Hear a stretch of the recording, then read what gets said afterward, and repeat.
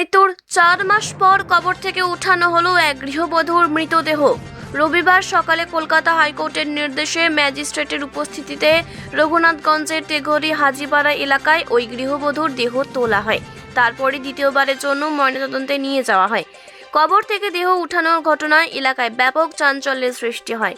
কবরস্থানের কাছে প্রচুর মানুষের ভিড় লক্ষ্য করা যায়। পুলিশের উপস্থিতিতে কড়া নজরদারির মাধ্যমে দেহ কবর থেকে তোলা হয়। উল্লেখ করা যেতে পারে, গত 29 এপ্রিল 2025 তারিখ রঘুনাথগঞ্জের তেঘরি এলাকার ফাতেমা খাতুন নামে এক গৃহবধূর ঝুলন্ত মৃতদেহ উদ্ধার করা হয়। তাকে আত্মহত্যা বলে চালিয়ে দেওয়ার চেষ্টা হলেও সে সময় মহিলার মৃত্যুর ঘটনায় তার স্বামী এজাজ আহমেদের বিরুদ্ধে খুনের অভিযোগ করেন মৃতার বাবা, বাড়ির লোকজন। গৃহবধূকে খুন করার পর ঝুলিয়ে দেওয়ার অভিযোগ করেছিলেন তারা। বিষয়টি নিয়ে কলকাতা হাইকোর্টের দ্বারস্থ হন মৃত গৃহবধূর বাবার, বাড়ির লোকজন। অবশেষে রঘুনাথগঞ্জের বধূর দেহ কবর থেকে তুলে দ্বিতীয়বার ময়নাতদন্তের নির্দেশ প্রদান করে কলকাতা হাইকোর্ট। 4 মাস পর দেহ উঠিয়ে দ্বিতীয়বারের ময়নাতদন্তের নির্দেশ দেওয়া হয়। আজ রবিবার সকাল সকাল দেহ উঠানোর ব্যবস্থা করা হয় প্রশাসনের পক্ষ থেকে। মৃতদেহ উঠানোর ঘটনায় এলাকায় ব্যাপক চাঞ্চল্য সৃষ্টি ছড়ায়। প্রচুর মানুষের ভিড় জমে। অভিযুক্ত স্বামী এজাজ আহমেদকে সঙ্গে নিয়েই দেহ কবর থেকে তোলা হয়। কবর থেকে দেহ তোলার সময় পুলিশের কড়া নিরাপত্তার বন্দোবস্ত করা হয়।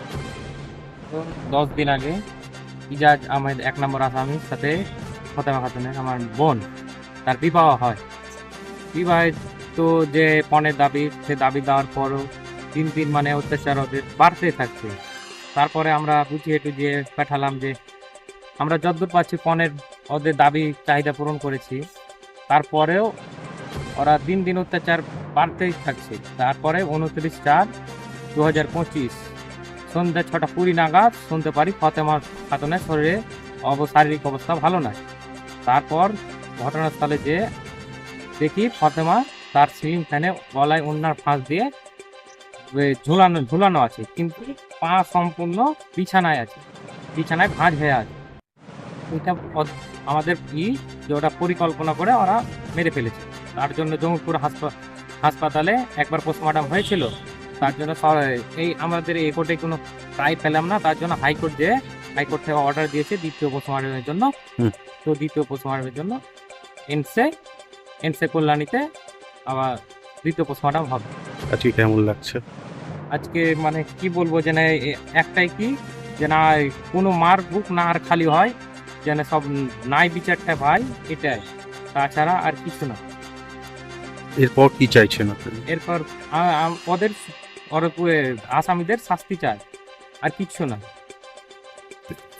হাইকোর্ট এইখানে আমরা তো রায় পেলাম না। আমরা 3 মাস থেকে ঘুরে আমাদের কেউ কোনো কথাই শুনছে না। আমরা তো বাধ্য হয়ে তারপরে হাইকোর্ট যাওয়া। প্রশাসন কি বলছেন?